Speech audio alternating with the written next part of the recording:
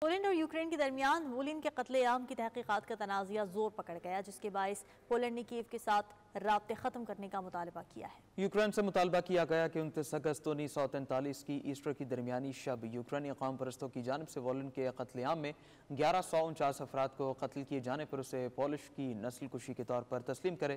تفصیل ماسکو سے نمائندہ 92 نیوز شاہد گھمن کی اس رپورٹ میں۔